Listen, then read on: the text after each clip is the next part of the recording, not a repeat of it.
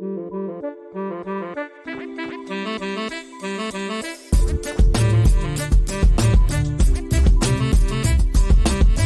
everyone, Scott Hansen here from NFL Red Zone. I hope you're checking out 1 hour of 5-Yard Rush, one of the best podcasts on NFL football in the UK.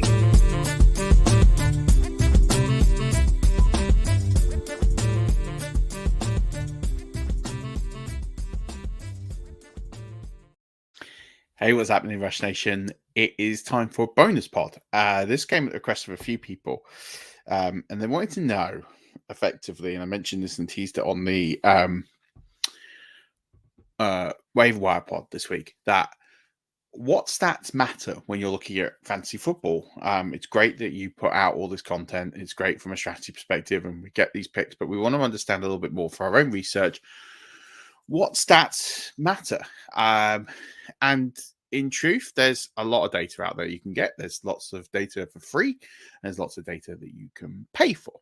I'm going to stick to free stats, right? I'm going to stick to stats that you can get for free without any subscriptions, because I feel like only the extreme players will pay for fantasy subscriptions. And really, what most players are looking for, those stats will give them an edge over their most leagues they're in, and can help them form their opinion. And the other thing I'd preface is that different analysts and different people will have different views on different stats, and there are many different stats that you can use, and there's many different stats out there that are available.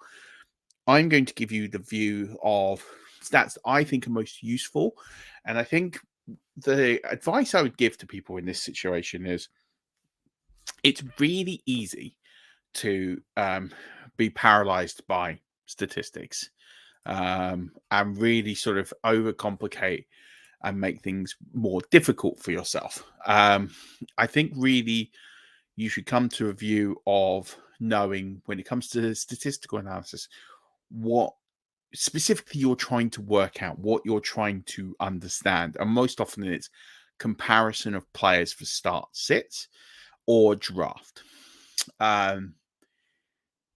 It's really difficult. There's so many different statistical areas that you can go into that actually I think you could almost counteract a lot of the things that you'll try and uncover or try and understand. So I'm going to give you my take on what I think is the most useful.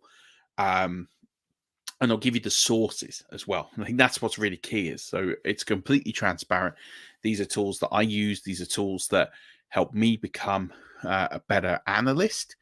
And I'm not saying that you need these to become an analyst. Far from it. What I'm saying is, in order to just understand the context of the stats is really key.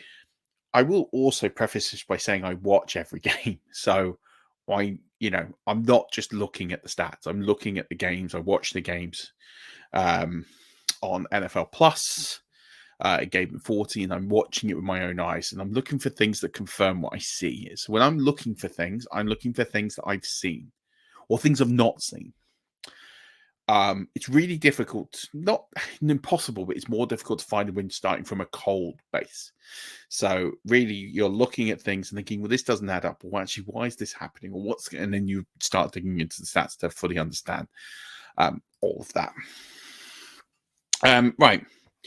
So let's go into a few different areas. Right. The first thing I would go into, let's start with the quarterback position. Really, with the quarterback position, it isn't too much data. We kind of know who's good and who isn't, and we kind of know why they're doing well and why they're not. Okay. So, what we're looking at the quarterback position is effectively a few different things. You can do touchdown rate. Now, most of this is a manual calculation. Most analysts will do this by having a spreadsheet with the stats and then working this out. And to work out the touchdown rate, it's the number of touchdown or the number of attempts divided by, the number of touchdowns divided by the number of attempts, and then times that by 100. And that's your touchdown rate percentage, right? And that will give you a number. So it's interesting just to see where people sit in their touchdown rate in terms of how often they throw touchdowns. And the reason that's important is you do a comparison across everyone and you see where they are, and you're looking for people that are above a medium and people that are below a medium. So once you've got the stats for all the players, you start to actually look at that and work out what the touchdown rate is. So there isn't many places. You might be able to Google it and find a place. I tend to just do it on my own. But that's kind of a good guide just to see how potent the offense is for the quarterback. That's really good thing to try and understand. So someone like Tua Tagovailoa's touchdown rate is over double what Derek Carr's is, for example. Right? So there's example there of like why Derek Carr might not be someone that would be of interest to many people this year. I'm not too worried about interceptions. I don't really give too much credence or interest into that. The top QBs this year have thrown between 7 and 9 each. So, it doesn't matter. Yeah, great. CJ Stroud's thrown 1, and that's amazing. But he's also not the QB1 in fantasy football, right? So the things I think are most interesting, I like to look at, so I go to next gen stats, right? That's kind of where I use most of my quarterback stats. And the things that, and if you've never used next gen stats, if you try and do it on your phone, it's really, and it even says its own right, it's much better performance wise from a desktop, right? Much better to understand and see, because when you highlight over the top, it has like a key of like TT, which is time to throw. And when you hover over the column, it tells you what each stat is. So you don't have to know that algorithm, it will tell you. I look at time to throw because it just tries to help understand like who's very good at just making passes and making reads, and who actually needs that bit of time to be successful. Anyone that's kind of above, the other thing you could argue is that a higher time to throw means they've got a better offensive line. I don't always buy into that, because a player like Patrick Mahomes can extend the play because he's quite difficult to sack. Same with Josh Allen and Jalen Hurts, because they're rushing quarterbacks. They kind of evade and make space. So you'll find that most people will be between 250 and 270, and that's kind of like the norm. You'll notice that the quarterbacks that aren't performing very well this year, for the most part, tend to be higher, or the extremely good quarterbacks tend to be higher, and everyone else kind of sits in the middle. So it's just an interesting thing to kind of look at and just get some credence on. The other things that I'm interested from is the average completed air yards and the intended air yards. The higher, more explosive offenses, you'll see good numbers in between. So what good number is, like the intended air yards, you're going to see numbers of around about 8. So Washington, Miami, Buffalo, Philadelphia, all these are around 8, over 8.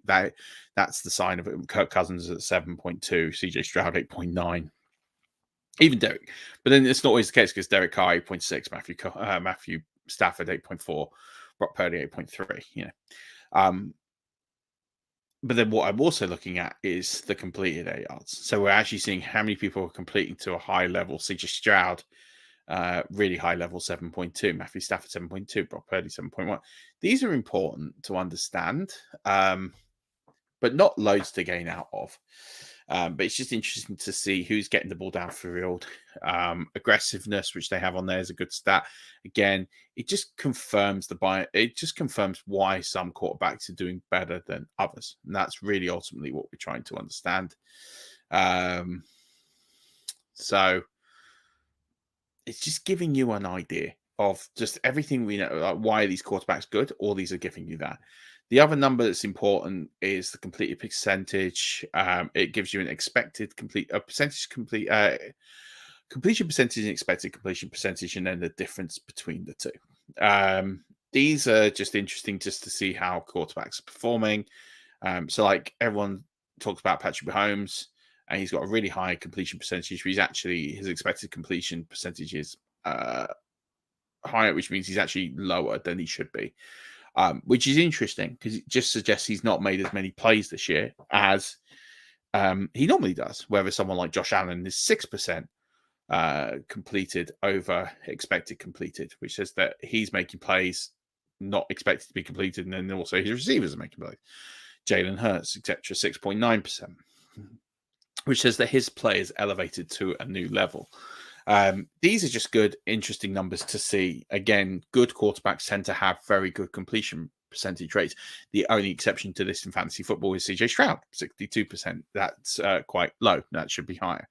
But again, all the good quarterbacks are hovering over 67 or at 67 or above 67%. And that's what makes them elite. Even players like Dak Prescott is at 70%. Lamar Jackson, 71%. It's telling you that these separate the good players from the bad players.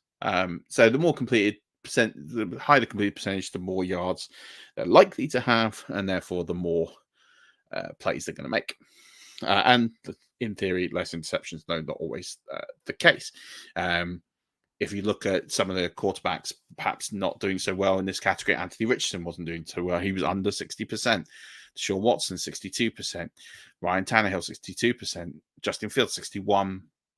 Kenny Pickett, 61%. Will Levis, 60%.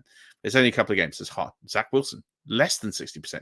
He's at 59.9%.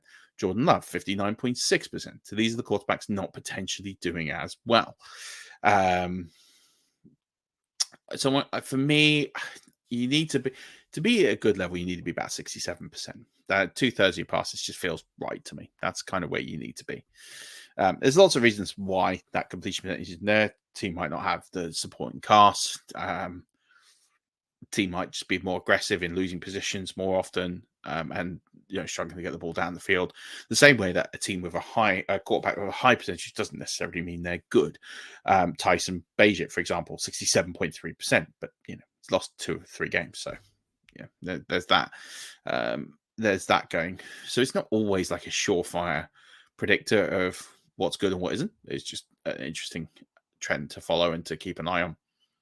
But the elite quarterbacks tend to be around that 67% above, 68% above. That's really it for quarterbacks. It's really, if you understand the touchdown rate, you can understand how many touchdowns they're scoring.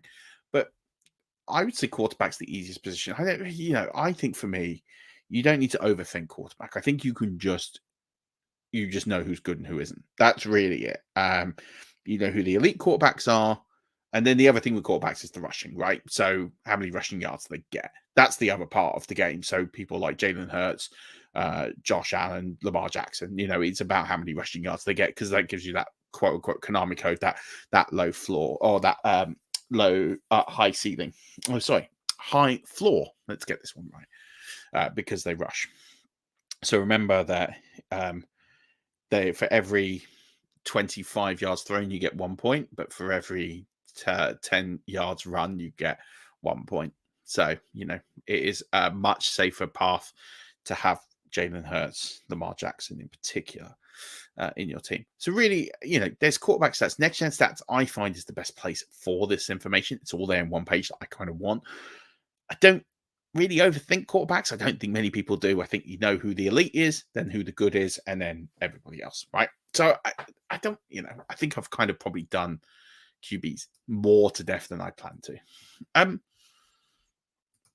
Let's talk about running backs next. So running backs for me, the key thing for me, and you can find this information in a couple of different areas. I tend to use Fantasy Pros for a lot of this information. I'm looking at snap share, so in terms of how many snaps they run. So I'm looking at, in particular, I'm looking at running backs that tend to be on the field over 70% of the time. That makes them more towards being that bell cow role.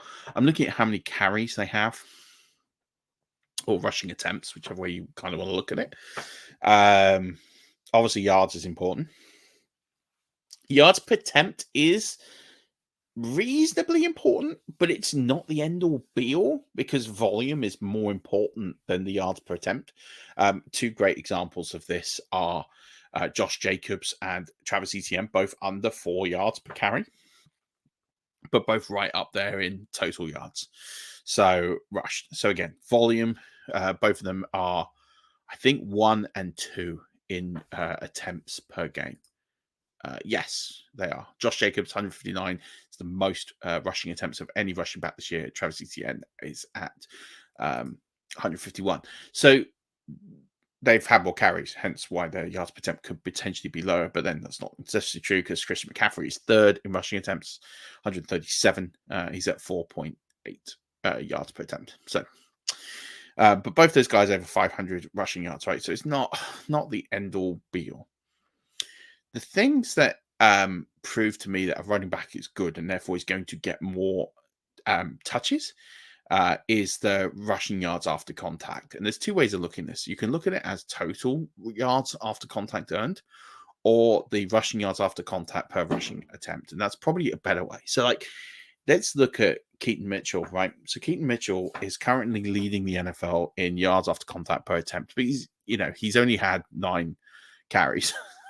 So, but he's at 8 point. But he's had 75 rushing yards of his 9 carries after contact, so it's quite impressive. So he's at 8.3 yards after contact per attempt, which is just unusual, right? It's never normally that high. Devon Achane is second, probably. Devon Achane, sorry, is second. Not a huge surprise, right? Given what we've seen him do, he's at 5, but again, he's only carried the ball 38 times, so not. His yards per attempt is just ridiculous. It's a non-sustainable number. Anyway, I would say, so let's exclude anybody that's had under 50 carries. So if we go 50 carries and above, the leader in this metric is Khalil Herbert, 2.4. And he actually was pretty high up in this metric last year, which is why you get the fantasy community screaming for Khalil Herbert to get more touches, because he earns so many more yards after contact than most anybody else. And that's fair.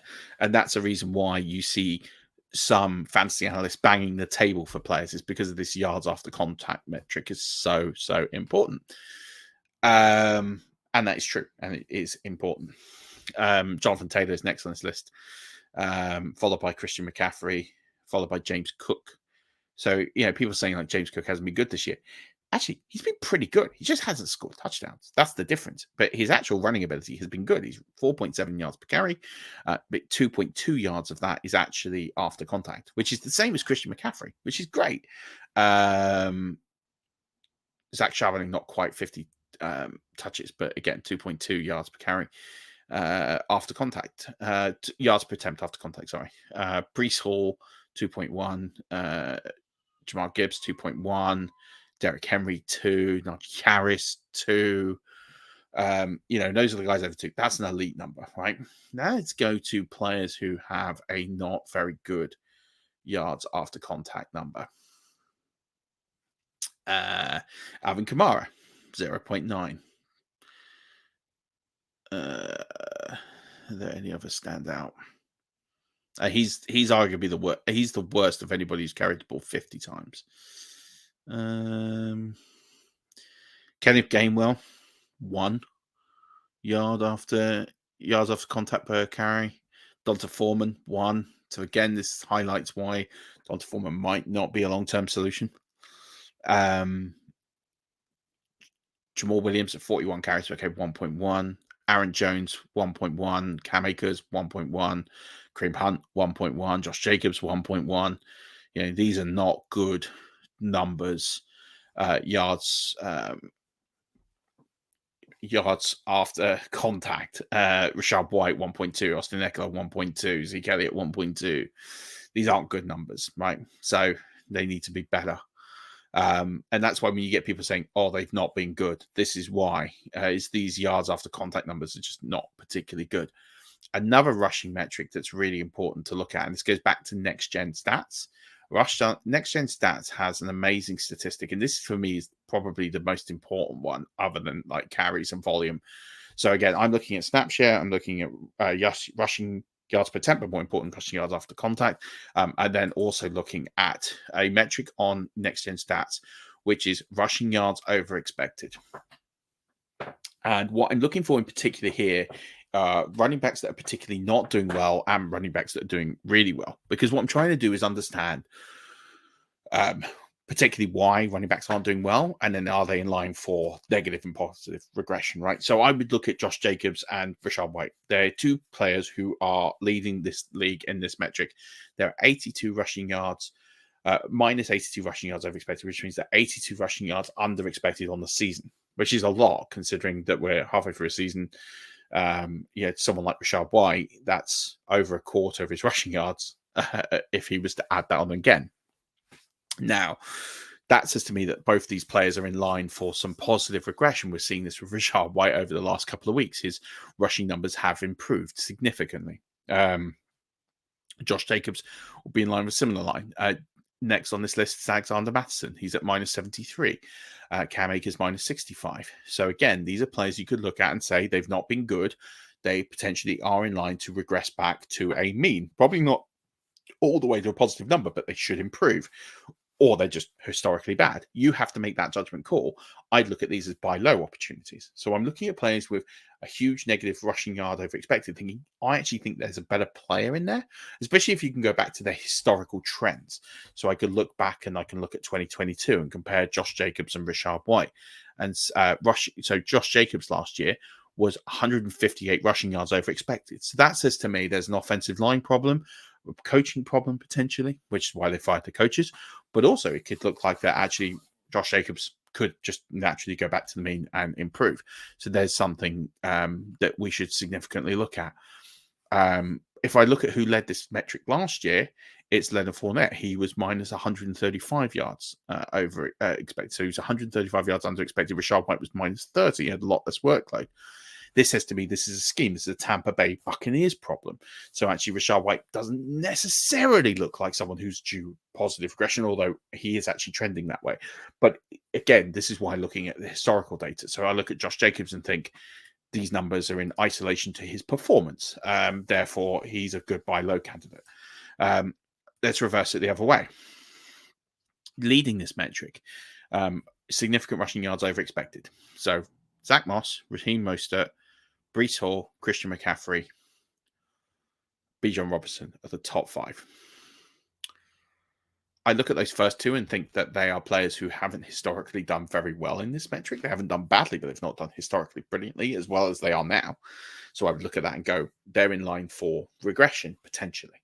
I look at players like Breece Hall and Christian McCaffrey and look at them and go, they're just naturally talented players.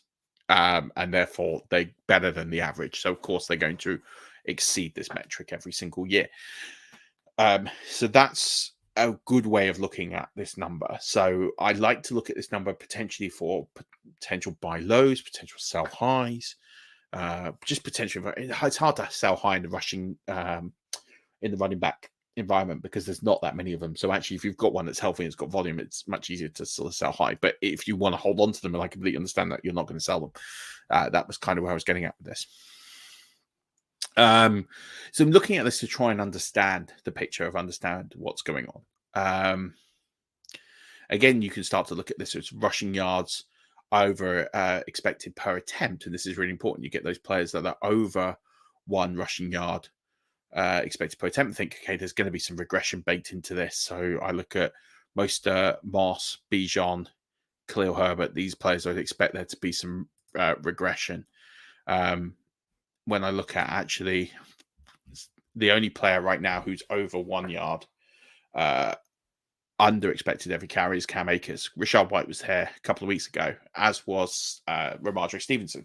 And both of these players have significantly improved these numbers. Ramondre Stevenson's got all the way back to 0.38 rushing yards per attempt. He was at over 1 a few weeks ago, for example. So this is what I mean. There's players that are working back towards the mean. So there was bounce back ability. There was buy low in Ramondre Stevenson, in Rashad White. Rashad White's still not doing brilliantly. He's second worst in this metric on rushing yards over expected per attempt, but he was over 1. Now he's got a quarter of a yard back per attempt. So that's important. It just shows bounce back ability, etc. So again, I'm not worried about Josh Jacobs and him leading this metric. I think he's a bounce back candidate. So that's something there that's worth looking at and understanding in more detail. Let's go to receivers, and there's a load of statistics you could look at. And again, you could kind of look at analysis by paralysis or paralysis by analysis. What I tend to look for that's important, I'm looking I'm looking for target share. And then more importantly, I'm looking at the red zone target share. To see how many targets they're getting in the red zone. I'm looking at the target rate, and I'm looking at the snap share. That's how many snaps they're kind of running, right? You can find this on playerprofile.com. It's completely free. You can, at the top, there's a search player, so you can find a wide receiver you're interested in. So I'm looking at that. And you can also find this data on Fantasy Pros in terms of target share, team target share. But Player Profile gives you a lot more detail, a lot more stats, right? Tons of stats. I'm interested in players that have, a high target share, a high target rate, and a high snap share. And then more importantly on that, a high air yard share. So let's pick an elite wide receiver like Keenan Allen, right? So I pull up Keenan Allen, and you'll start to understand what I mean by elite numbers. For me, anyone that's got a target share over 20% is, we're talking about good numbers here in terms of what they're likely to deliver. Ideally, you want the elite players will get over a 25% target share. That's going to be really important. So Keenan Allen, for example, he has a 30% target share. That ranks him as wide receiver 10. 28.2% target rate, which is 13. 89.9% snaps. It's 18. That's a number 18 overall. So again, he's playing 90% of the snaps. He's got a 30% target share. Got 22.5% target share in the red zone. That's important. It's a high amount, but not necessarily elite level. Good target rate. He's got 36% share in the air yards. His ADOT is the next one you look at, is the average depth of target. So if you start to work out what's his average targets per game, and if you're thinking that he gets an average of, say, 7 targets per game, and then you work out his ADOT is 10, average distance to target, then you're working out on average he should be getting sort of 70. We're talking really basic here, but if he catches all 7 targets at an average of 8.10, he'll get 70 yards, right? And then this is how you start to work this out. But it's not as easy as that. Again, we're looking at potential deep targets they have in there. That's less important to me, but it is interesting to see. Red zone targets is highly important. You want to see, is your player getting red zone? Because that's shows they're trusted in the most important part of the field, which shows that they're going to get a high percentage. Player Profile does some really cool stuff. Expected fantasy points per game, which is really cool. True catch rate. It does like contested catch rate. There's loads of stats. Like the wide receiver position is definitely like the one that you can really sort of go to town on, probably more than any other position.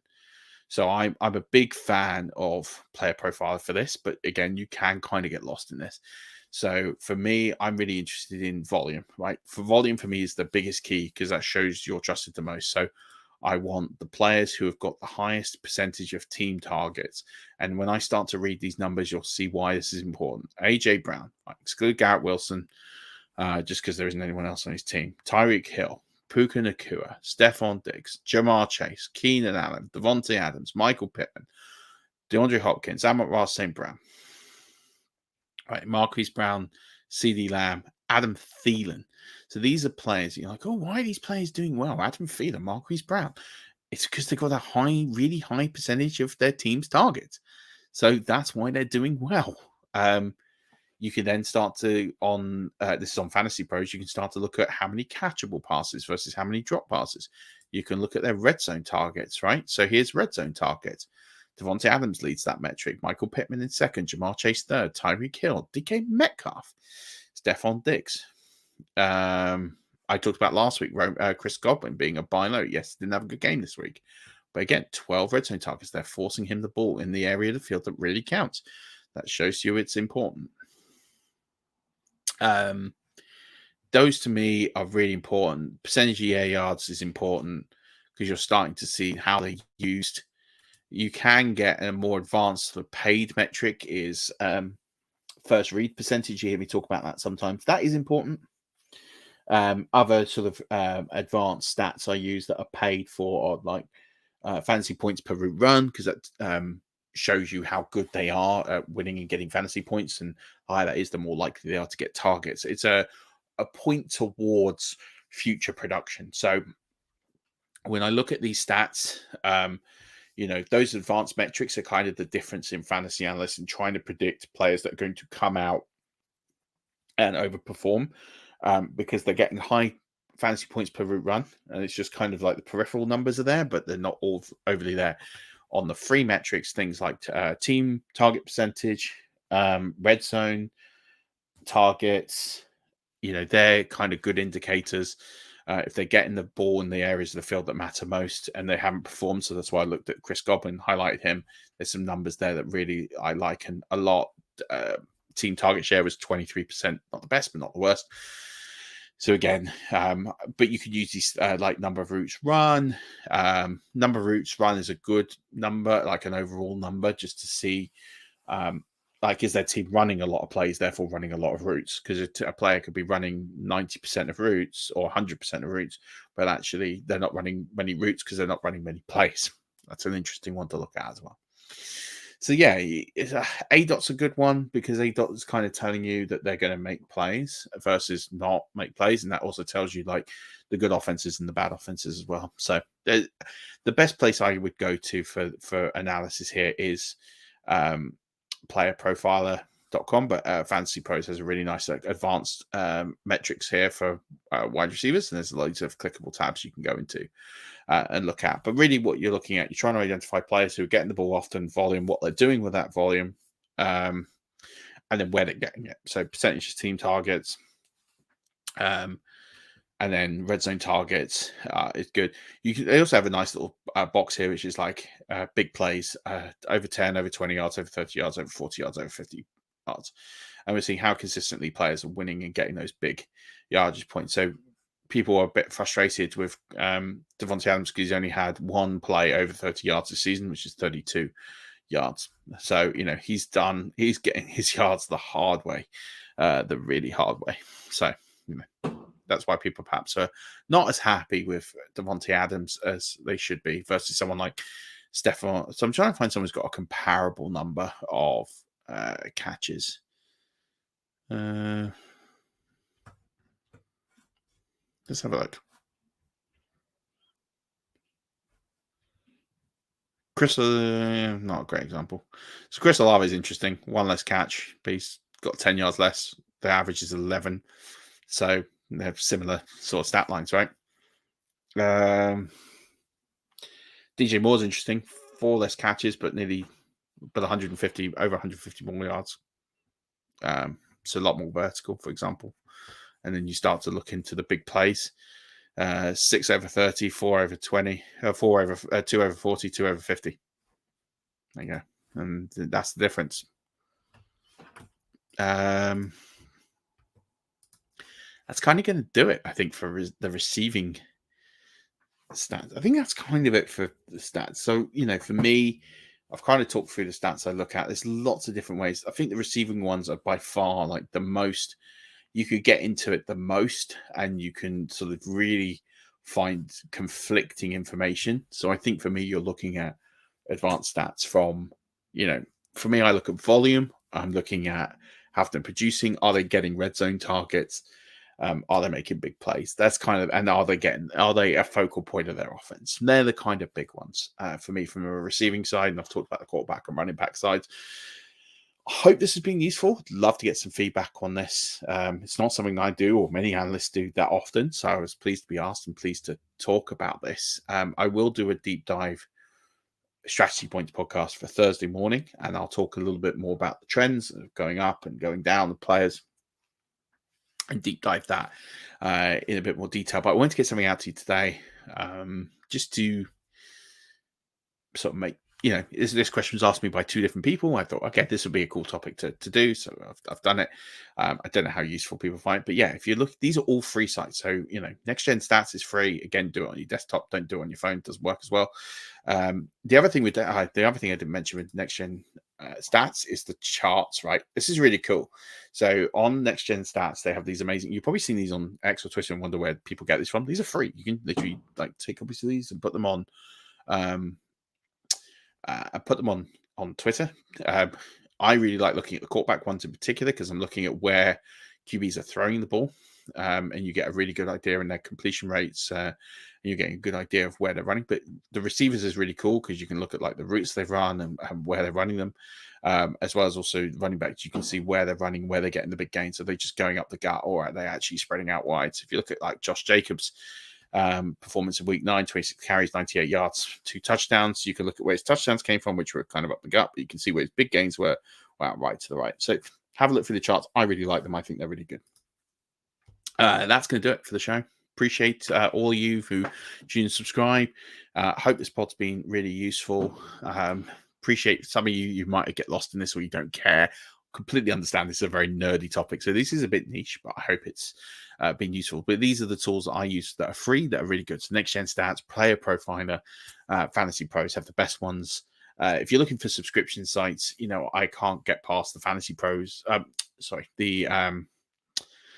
Fantasy Points data suite. That's amazing, and I use that for looking at wide receiver cornerback matchups, looking at targets per route run, fantasy points per route run, all those sorts of more advanced analytics and stats. There to me are the most important. But these are the stats I use. This is what I use to build my rankings. This is what I use to build seek potential in buy loads, how high players. I'm looking at players that are overachieving and underachieving, and that's just based on where they are compared to where I've done over previous years. So I look at their metrics and try and understand why, and why they do better. So like some are really easy. So like Keenan Allen is doing much better than he has done because he's got an offensive coordinator who's very good at getting wide receivers open. Raheem Mostert is doing much better than expected because he's in a scheme where they know how to scheme running backs open. And we've seen this with not just him, but with Devon Achane. Rashad White isn't a bad running back. Like everyone says, he's a bad running back. He's in a scheme in a team where they just can't run the football and haven't for several years. And this is historic. So, this narrative of Rashad White's a not a good running back is just like, I don't understand it. It's people who don't watch their games day in, day out, or week in, week out. I'm not saying he's been brilliant, but he's not in a scheme where he's succeeding because that is a scheme that hasn't succeeded for several years. Yes, they've changed the offensive coordinator. That doesn't matter. If you've got something that hasn't worked and hasn't worked for a number of years, the concept are relatively similar, especially in that run game. So that's why someone like Rashad White hasn't been as good. And I know he was a player I tipped. I thought he'd get more.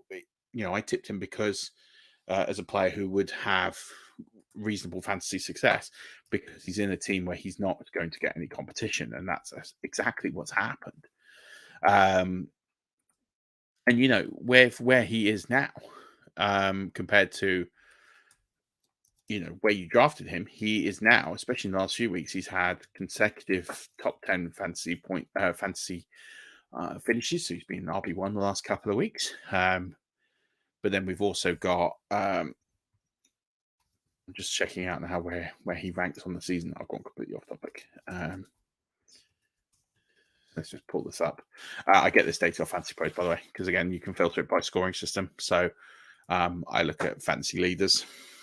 So if we look at running backs in half-point PPR, Rashad White is currently running back 16. He's running back 16, and he was kind of being drafted just after Isaiah Pacheco. He's running back 12. And then but if you look at where he is, you were taking him inside running back 18 and below. So he's outperforming there. But more importantly, he's ahead of players. He's going to catch up players like Brian Robinson, who's trending backwards, Kenneth Walker, who's trending backwards, Kyron Williams, who's been on IR and missed another week. So these are players that he will catch up to. I reckon he catches up to Bijan Robinson. He's only a point behind him as well. So I think, he's going to finish roundabout. I think he could roundabout where he is. I think he's going to be running back 15, running back 14, which from where you drafted him, he's going to hit that. He's going to hit that. I said he'd be sort of in that running back 15, running back 16 range. You were getting him in the 20s. Worked out well. Isaiah Pacheco, similar range, similar result. If they stay healthy, which I guess we'll wait and see. But off topic, just got to clear that one up.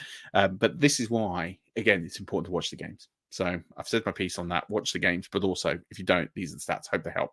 Appreciate all of you. Thank you very much for tuning in. I look forward to catching up with you tomorrow for some more information, more stats, and more pods. So until then, Rush Nation, don't forget, as always, keep rushing.